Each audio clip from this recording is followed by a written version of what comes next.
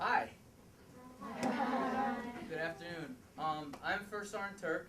I'm the junior ROTC instructor for Fairview High School, and we're here today to talk to you a little bit about the Army, being a veteran, and being a cadet. And then we're gonna end up the presentation with what we call a one-rope bridge demonstration. They're gonna make a bridge between the two basketball courts over there, and show you how we get across a river or something like that. It's very exciting. One of the great things we do in junior ROTC. And these are all members of what's called a Raider team. They're an adventure training team. They do a lot of different things like rappelling and obstacle courses and things like that. So very exciting time. So right now I'm going to introduce you to our battalion commander. She's the leader of the battalion, the student leader of the battalion. She makes everything happen and is responsible for everything that happens and does not happen within the battalion. Well, sometimes she needs a pop in the head. I'm just kidding. So, without further ado, I introduce you to Cadet Battalion Commander, or Cadet Lieutenant Colonel Ashley Coots. Hey guys, I'm just here. I'm going to introduce you to everybody that you're going to be seeing today demonstrating. So first we have Cadet Second Lieutenant Joe Reed. He is the S1 for the battalion. And then we have Cadet Second Lieutenant Matt Newton. He is the S3. Cadet Second Lieutenant Ben Gregory. He is the chaplain. And then we have Cadet Command Sergeant Major Braden Grindle, and he is the Command Sergeant Major of the battalion. And then Cadet First Lieutenant Chris Laporte, and he is the company commander. And then we have Cadet Second Lieutenant Matt Guardo, and he is the S5 for the battalion. And then Cadet Corporal Elizabeth Grindle, and she is the platoon leader for one of the platoons. And then Cadet Master Sergeant Chance Hall, he is the S1 assistant for the battalion. And then we have Cadet First Sergeant Frank Ferguson, and he is the first sergeant for the battalion. And then we have Staff Sergeant Bates Keaton, who's a mother of one of the students. Mr. Ryan, there you go. raise your hand. She's a member of the Army Reserves. I was in the active Army. I just retired in June after 23.5 years of service with the active military. So we'll be followed by Cadet Joe Reed, who's going to give you a presentation on the differences between the Civil War and modern times in uniforms and transportation. Alright, hey guys, I'm Joe. So, who knows when the Civil War was? When was the Civil War? 1861. Perfect. So, Civil War was in the 1860s. For those of you who don't like math, that was about 150 years ago. So that was a while ago. And in that time, we've had some changes in uniforms and transportation in our military. So, for example, with uniforms, back in the Civil War, the Union military wore the one dress uniform. They had a dress uniform that they pretty much wore into combat. They wore at dinners, and over time we've developed into different uniforms. So around the period of the World Wars, which was around 100 years ago, the military started developing combat uniforms. So when soldiers were out in the field, their nice, pretty uniforms weren't getting messed up by mud and sand and everything else that's out there. So another big difference that has come is transportation. Whereas in the Civil War, it could take weeks or months to get from the north to the south, it now takes a few hours. And that's been made possible by things like cars and helicopters and airplanes, as opposed to just using the railroad and horse transportation that was mostly used during the Civil War. So following me is going to be Cadet Second Lieutenant Matt Newton, speaking to you about the differences in medical procedures.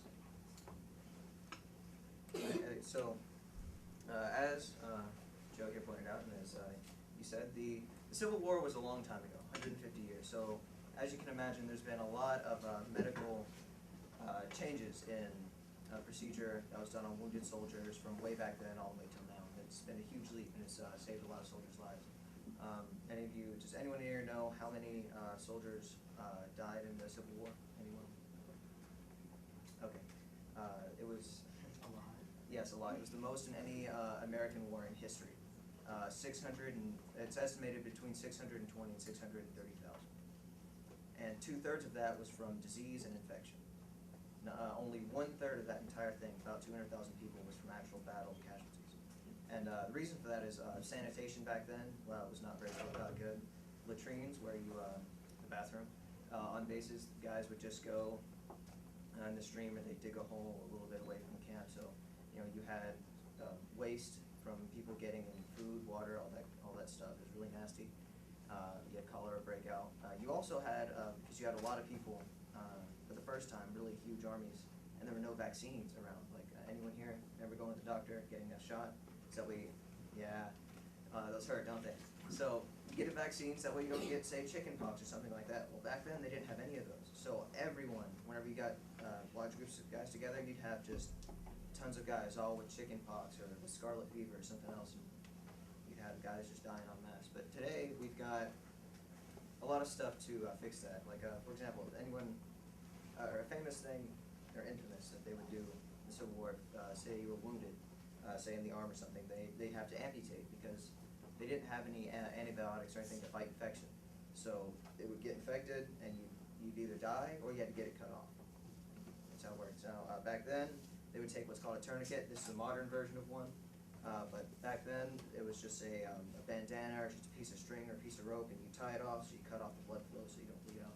But the amputations were very, very deadly. Around 14% if you got an arm cut off, or about 88% of guys who got a leg cut off died after the amputation from further infection or blood loss. But again, today we have a lot of things to prevent all that, like vaccines, better tourniquets, better medical conditions, better sanitation, and just general things like that. So thank you all for your time. I'd like to hand it over to that Second Lieutenant Ben Gregory. No. Okay, who knows what yesterday was? Anyone? Anna, what was yesterday? Veterans Day. Yes, yesterday was Veterans Day. Who knows why it's important or why we have a day for veterans? Anyone want to? Yes?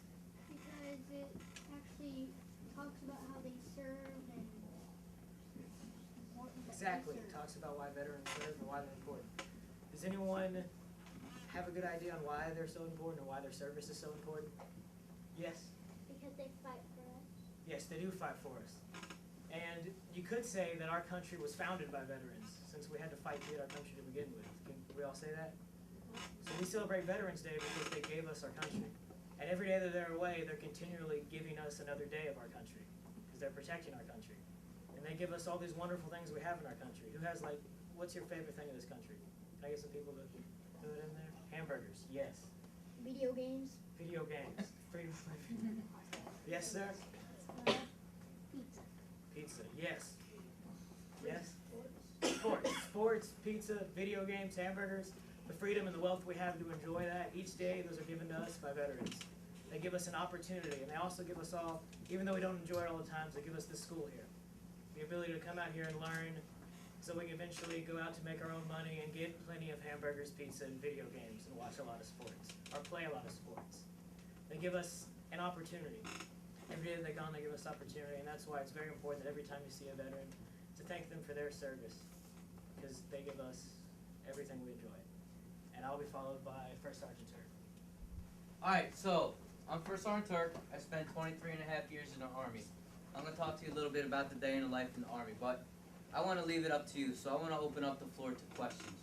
Who has questions about the Army, or the military, or what we do in the Army, or what I did in the Army? Yes, sir. What type of weapons did you use at the time? What kind of weapons did I use?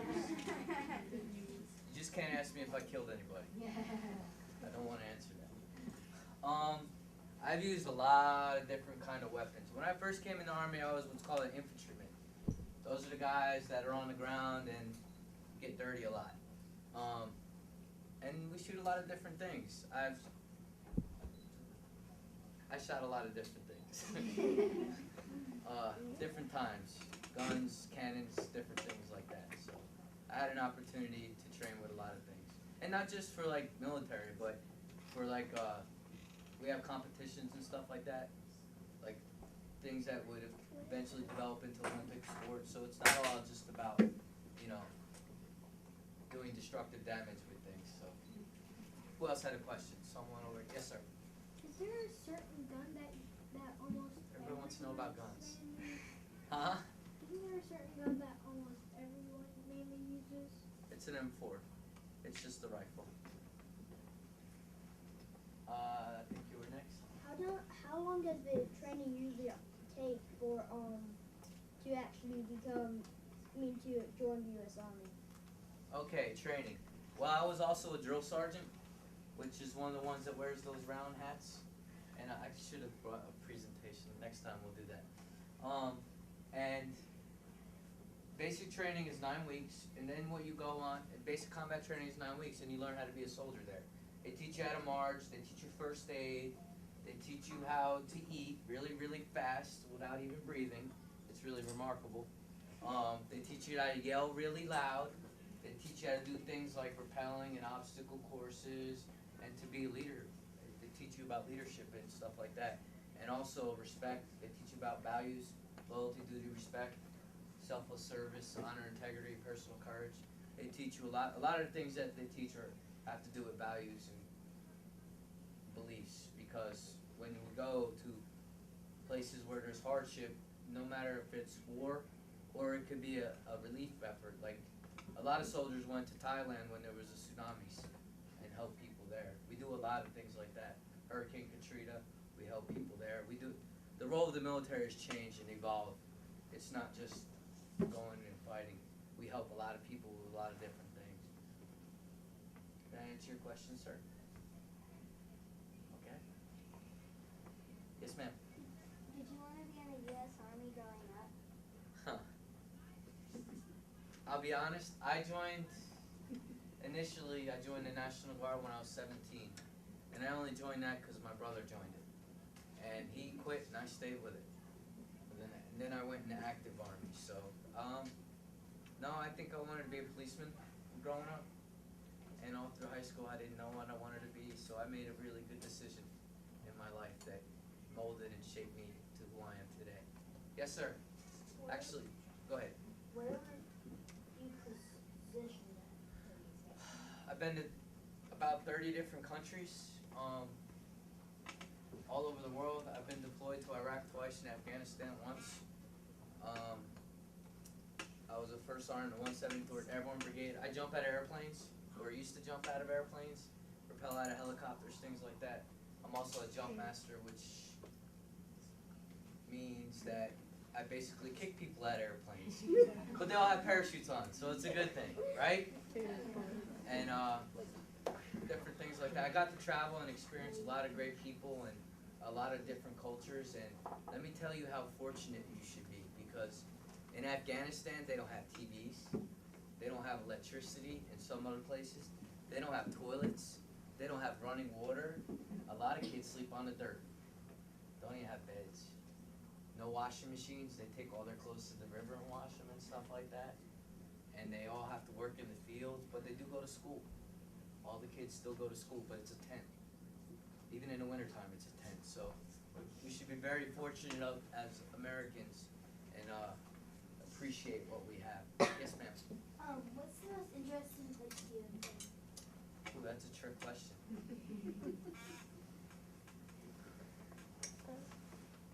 I never know how to answer that question. Interesting. I think Afghanistan is really interesting because Afghanistan is very beautiful. It almost looks like Colorado in some parts of it. It has trees, it has mountains, it has snow, and it also has city. And the city is pretty modern. I mean, they have a lot of the things, bright lights. They have these wedding chapels that are lit up with huge, I mean, the whole thing is covered with neon lights. And then 2 hours down the road or 3 hours down the road, you'll come to a village. They don't have running water or electricity. So the people of Afghanistan are very different. Just mountain ranges over. They're like totally different. So Afghanistan was definitely very interesting. There's tigers there, cobras. It's the first time I ever seen like cobras. It was very interesting indeed. Especially because my soldiers like to eat in their barracks or in their tents. And food attracts mice, and mice attract what? Snakes. And they're cobras. And they got these big lizards. They're about yo big. I mean, they're huge. My soldiers want to chase them all around the fob, which is our base. So, I got time for two more. Well, I got a couple more questions. Yes, sir.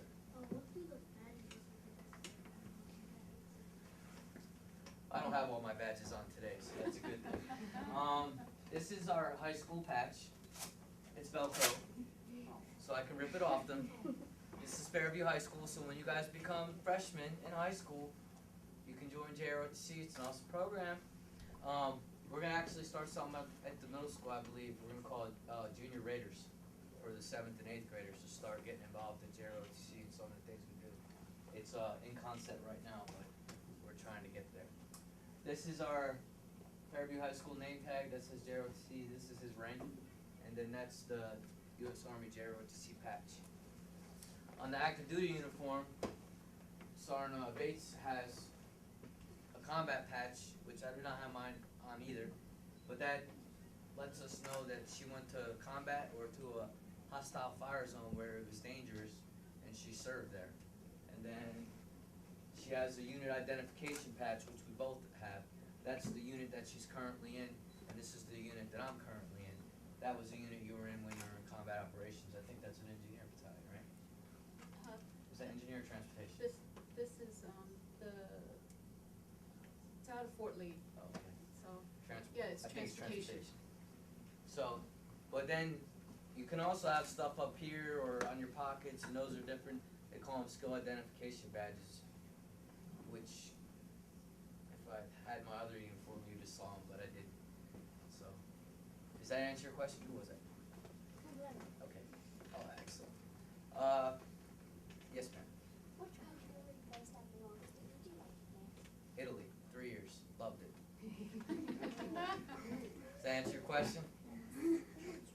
One more question, then I'm going to pass you out to Cadet Command Sergeant Major Grindle, and then we're going to go watch a presentation of a one-row bridge. Yes, sir.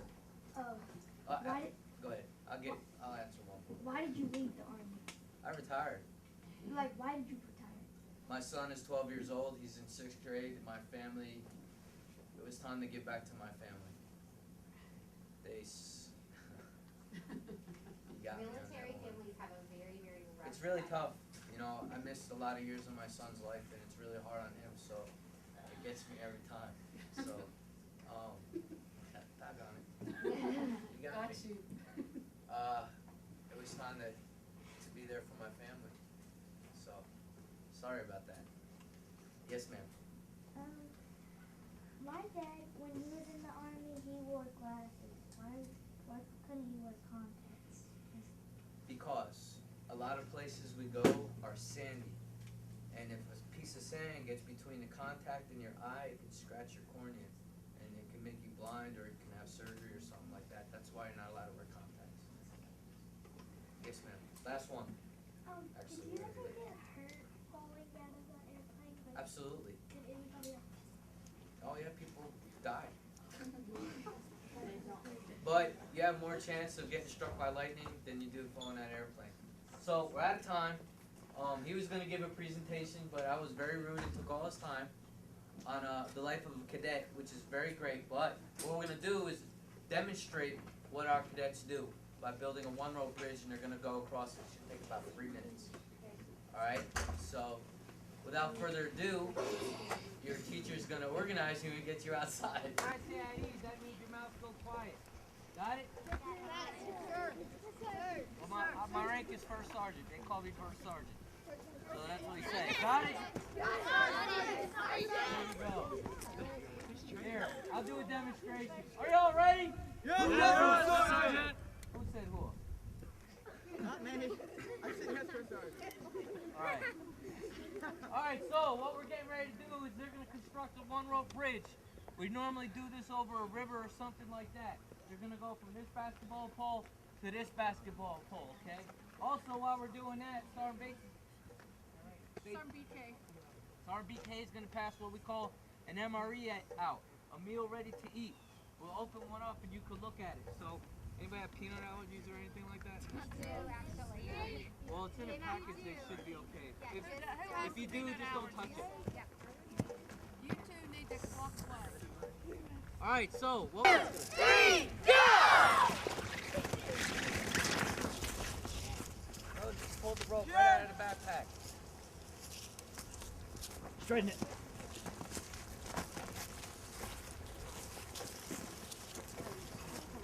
Stop pulling it. Alright, what they're doing now is lining up the rope so they can get ready to pull it when they get it tight. They gotta get the rope really tight, because if not, they'll hit the pavement or they'll drown in the water. Are you watching this? Alright, they're waiting for him to tie his knots. He's taking a really long time. Now they're gonna wrap it around the pole. Higher. Higher, higher, higher. Get close. Hey, watch. And now what they're gonna do is pull all the slack out of the line so they get the rope really tight. Move up. Move up. Now he's tying it. What he's doing is making 3 turns around the pole. What that does is hold the rope in place so it doesn't slip down.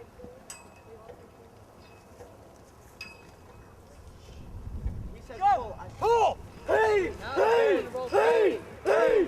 Hey! Hey! Hey! Hey! Hey! Hey! Hey!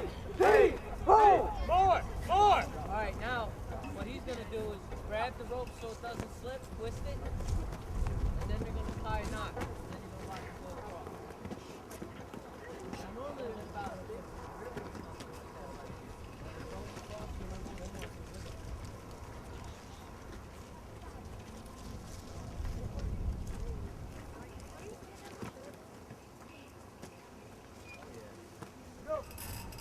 now what they do is they tie a harness, they slide on, they go across. 3 on, go.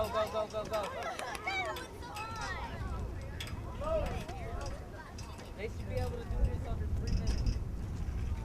Go! Pull! Now Elizabeth was demonstrating the panda approach. Go! Go on, Elizabeth. Pull! Come on, Ashley, keep it moving. Get right behind her. Come on, pull.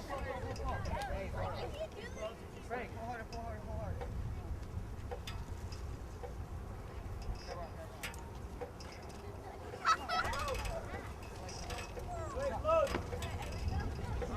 Go.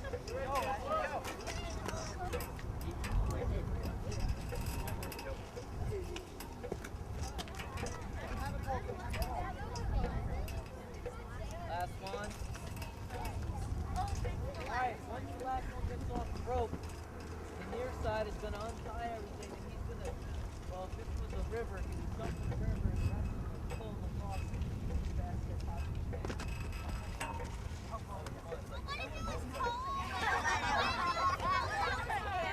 It's cold outside. You know how your lips are chattering right now? There he goes. Hey, and then that's it. That's the 1 rope bridge. Hey, get my demonstrator.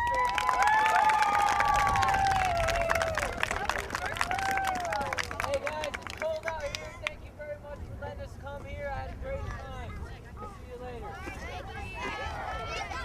Oh yeah, give me all this one.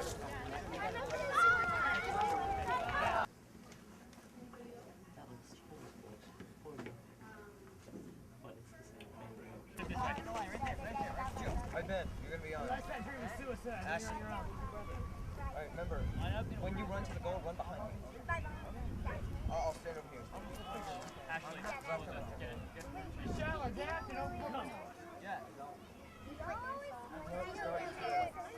Actually, wait, yeah, they should be. Hey guys, when I say heave with me. Like say heave. Everybody gets up Scream here. it. We're gonna count to 3. We're gonna say 1, 2, 3, Scream. go. Got it?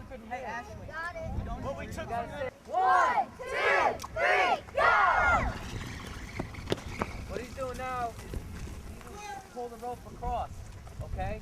And what they're doing is they're getting ready to tie the rope on this pole right here, and they're gonna elevate. Then they're gonna hook up and they're gonna go across the bridge. slide through. Loosen your hand. Move up.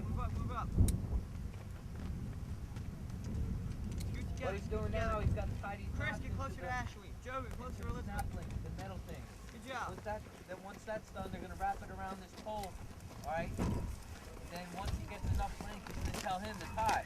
He's gonna tie a rope on the other side. Tie!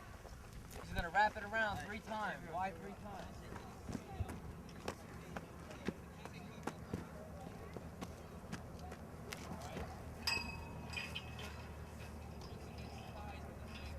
Go!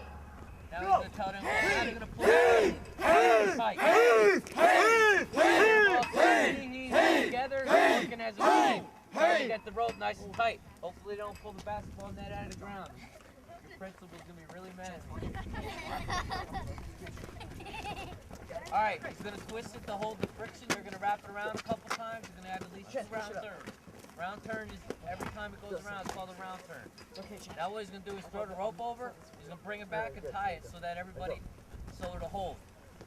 Once it holds, they're gonna grab on, they're gonna snap in. Boom, and he's gonna pull himself across. Okay. Imagine this is a rushing river. Push her. Go, Elizabeth. What if it was the last person? How are they gonna push themselves? Uh-oh. They're going A little traffic jam there. You can do it, Elizabeth. And let's help him out. Go. Go, go, go, go, go, go, go, go, go, go, go, go, go, go, There you go. Yeah, can y'all Oh, leave don't that worry. rope there? Go. Go. Ashley, get behind Elizabeth.